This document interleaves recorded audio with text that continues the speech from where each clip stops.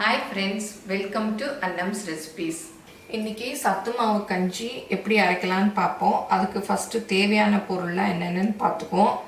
இந்த பொருள் தான், இதை தான் வச்சு அரைக்கணும்னு இல்லை. உங்களுக்கு ஏதாவது உங்களுக்கு கூட எது வேணுமோ அதை கூட சேர்த்து அரைச்சிக்கலாம். இப்போ நான் என்னென்ன சேர்த்துருக்கேன் அப்படிங்கிறத பார்க்கலாம். 250 கிராம் கேழ்வரகு, அதாவது கேழ்வரகு நிறையா சேர்த்துக்கிட்டிங்கன்னா இந்த சத்து மாவு கஞ்சி நல்லாயிருக்கும். கம்பு அதே அளவு 250 கிராமு. ஸ்கின் அலர்ஜி உள்ளவங்க கம்பு சேர்க்காம விட்டுறலாம், இல்லாட்டி கம்பும் இதுவும் ஈக்குவலாக சேர்த்துக்கலாம். இது 250, இது 250. அப்புறம் கோதுமை 100 கிராம்.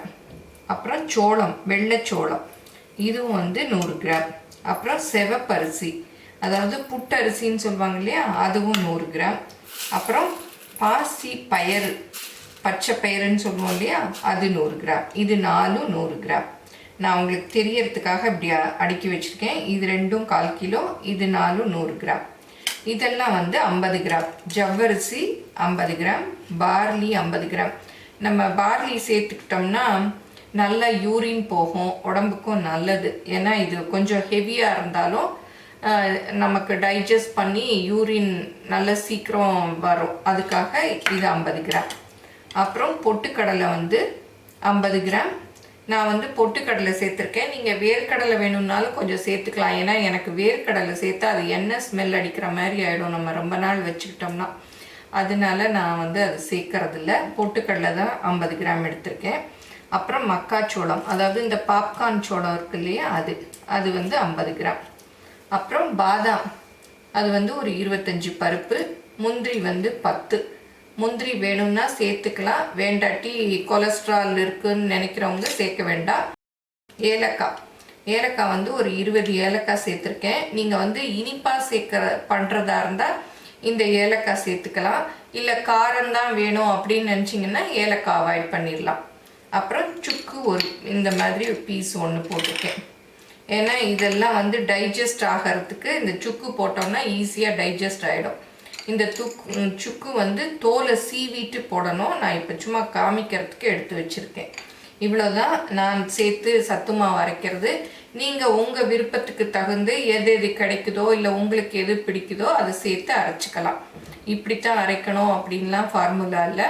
நான் இன்க்ரீடியன்ட்ஸ் அளவுகளும் இன்க்ரீடியன்ட்ஸ் லிஸ்ட்டும் டிஸ்கிரிப்ஷனில் கொடுக்குறேன், பார்த்துக்கங்க.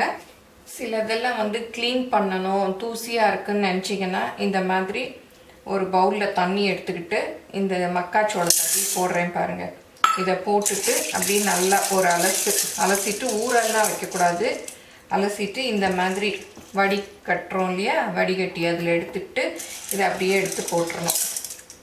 இது கொஞ்ச நேரம் அப்படியே தண்ணி வடிஞ்சதும் இந்த மாதிரி ஏதாவது கிச்சன் டவலை கிச்சன் மேடையில் விரிச்சுக்கணும். விரிச்சிட்டு இந்த மாதிரி நாப்கின் இருக்கு இல்லையா, கிச்சன் டிஷ்யூஸு, அதில் இதை அப்படியே போட்டு காய வச்சிடணும்.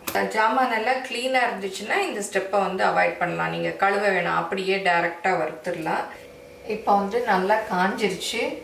இது அப்படியே இந்த கிண்ணத்தில் எடுத்து கொட்டிக்கலாம். ரொம்ப இந்த டிஷ்யூ ஈரமாக இருந்ததுன்னா கிழிஞ்சிரும், அதனால அது மாத்திரம் காஞ்ச பிறகு எடுங்க. அப்படி டிஷ்யூ இல்லைன்னா நீங்கள் வெறும் துணியிலே கூட காய வச்சுக்கலாம். இந்த மாதிரி ஒரு பேன் வச்சுக்கணும். வச்சுட்டு இதில் ராகி, இதை 2 பாதியாக பிரித்து போட்டுக்கலாம். நிறையா இருக்கு இல்லையா, 2 தடவையாக வறுத்துக்கலாம். நல்லா பொரிஞ்சு வாசம் வர்ற வரையும் வறுத்துக்கணும். இப்போ ராகி நல்லா பொரிஞ்சிருச்சு பாருங்கள். நல்லா இப்போ இதுதான் வறுக்காதது. இப்போ கலர் சேஞ்ச் ஆகிடுச்சு பாருங்கள். இந்த அளவு வரணும், கைவிடாமல் வறுக்கணும், இல்லாட்டா கருகி போயிடும். இப்போ இதை அப்படியே ஒரு பிளேட்டில் கொட்டிக்கலாம் ஆறதுக்கு. கம்பு பாருங்கள் இப்போ பொரியுது பாருங்கள், வெள்ளை வெள்ளையாக வருது இல்லையா, இந்த அளவுக்கு வறுத்துக்கணும் போதும். இதை அப்படியே ஒரு பிளேட்டில் கொட்டி ஆரம்பிக்கலாம். கோதுமை இந்த மாதிரி பொரியிற வரைக்கும் வறுத்துக்கணும். பாருங்கள் அப்படியே வருது இல்லையா. நீங்கள் சம்பா கோதுமை கிடச்சா அது கூட யூஸ் பண்ணிக்கலாம். நான் வீட்டில் சப்பாத்திக்கு போடுற கோதுமை தான் இருந்தது, அதையே போட்டிருக்கேன். இந்த காலம் அப்படியே வெடிச்சு பொரியும் பாருங்கள். இது பாருங்கள், போட்டதை விட சைஸ் பெருசாக வந்துருக்கு பாருங்கள், நல்லா பொரியுது பாருங்கள். இப்படி பொரி மாதிரி இந்த மாதிரி பொரிக்கலாம்.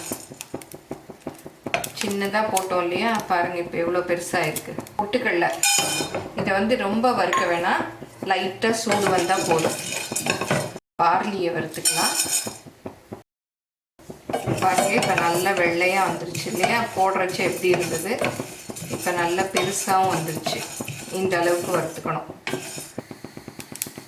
இப்போ இந்த அரிசி படப்படன்னு பொரியுது பாருங்க. சோளம், வெள்ளைச்சோளம்,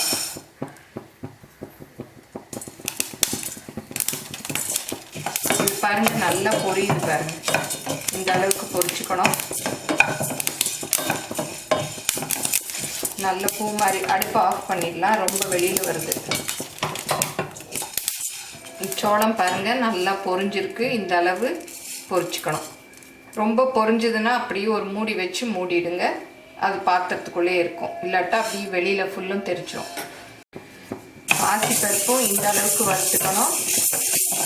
இதை அப்படியே கொட்டிடலாம்.